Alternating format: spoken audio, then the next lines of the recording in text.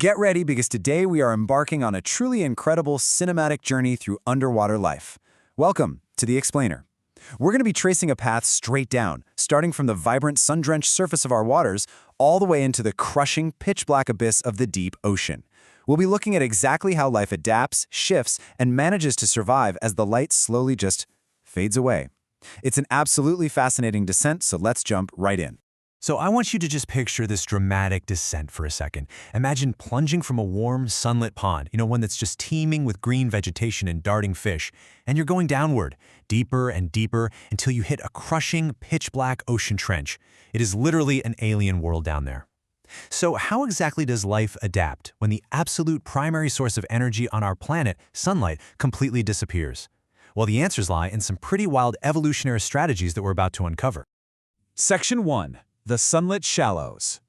Okay, let's start at the top. Our journey begins in the upper layers of our aquatic ecosystems. This is where sunlight just freely penetrates the water and fuels the entire foundation of aquatic life.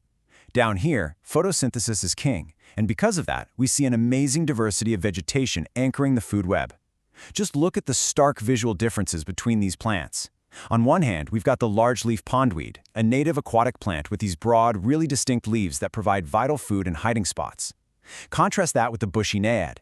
Now, this is a fascinating one. It grows waving stems in deep water, but in the shallows, it becomes incredibly dense and bushy with these fine, tapered leaves tipped with tiny little spines. And right alongside them, you might even stumble across things like muskgrass. Fun fact about muskgrass, it's actually a form of erect algae, and it has a surprisingly strong garlic smell. The sheer variety of physical forms just in these shallow waters is absolutely amazing. Now, this brilliantly illustrates another adaptation to sunlight, or more specifically, to the different wavelengths of sunlight. What we're looking at is red seaweed. But here's the kicker. Seaweeds aren't actually true plants. Biologists categorize their internal structure as a thallus, which is a much simpler structure. They don't have true leaves, stems, or even roots. They literally just absorb nutrients directly from the water around them. They're actually classified into 3 groups based on their specific pigments: green, brown, which, by the way, are the ones that create those massive towering kelp forests, and red. This red pigment is special because it allows them to absorb the specific wavelengths of light that actually make it down to the shallow marine waters where they live.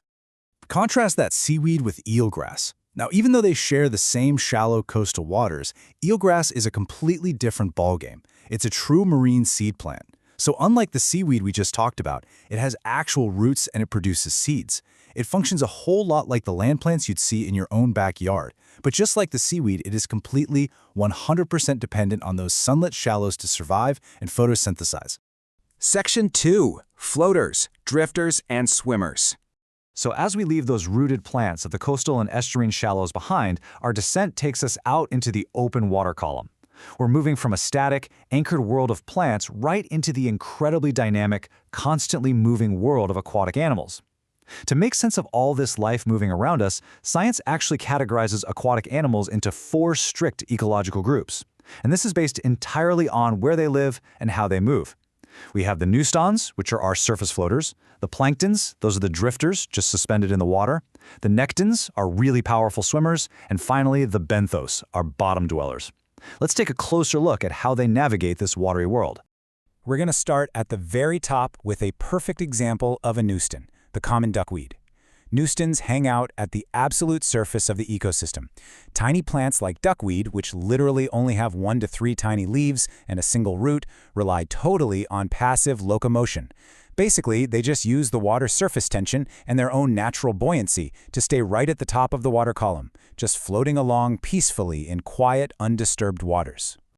But as we plunge deeper, we leave those gentle floaters and drifters behind and we run into the nectons. Now these are the active, powerful swimmers that you're probably most familiar with, the fish, mammals, and cephalopods that actually make up a lot of our seafood. The defining feature of a necton is their motility. They are strong enough to propel themselves and completely overpower the natural ocean currents. They pull this off by using paddle-like appendages, really powerful tails, or in the case of incredibly cool cephalopods like the vampire squid, literal jet propulsion to conquer the open water. Section 3. Life on the ocean floor. All right, our descent continues and we have finally hit the floor. We've arrived at the benthos. This is the zone at the very bottom of the water body where life anchors itself, crawls around, and burrows into the sand. The benthic zone is just unbelievably diverse. It's home to sessile, which just means stationary, organisms, like reef-building corals and sea anemones. You've also got sedentary filter feeders, like bivalves, just anchored tight in the mud. But make no mistake, it is also a hunting ground.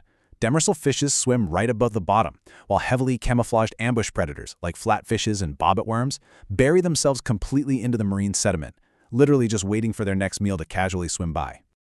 But surviving down here on the ocean floor comes with a massive physical cost.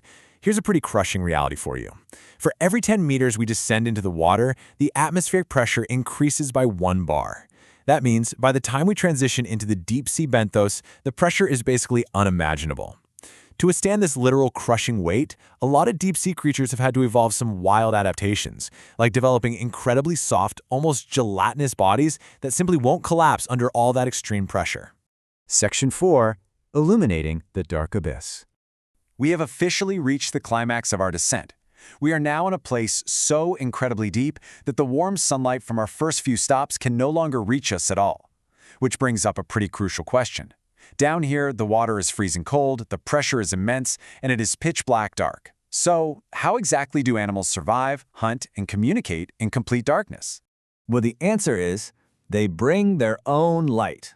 Now, what's really important to understand here is the vital distinction between active bioluminescence and passive things like fluorescence. Bioluminescence is an active process. That means the animal can consciously turn their light on and off whenever they want. And you can imagine, that's a massive evolutionary advantage compared to just passively glowing all the time. I mean, glowing nonstop down here would basically make you a permanent, highly visible target for every predator in the dark. So, how do they do it? The fundamental mechanism for creating this light is actually an internal chemical reaction. It's basically built in neon. It starts with a light-emitting molecule called luciferin. When this molecule reacts with a very specific enzyme called luciferase, a burst of energy is released. But instead of being released as heat, it's released as visible light. And out here in the ocean, this light is almost always expressed in blue or green wavelengths. Why? Simply because those specific colors travel the furthest distances through seawater, which makes them the absolute most effective colors for seeing and being seen. Now, if you're thinking this is just some rare parlor trick performed by a few weird, obscure fish, listen to this staggering statistic. 76% of all oceanic marine animals are capable of lighting up the dark abyss, more than 3/4.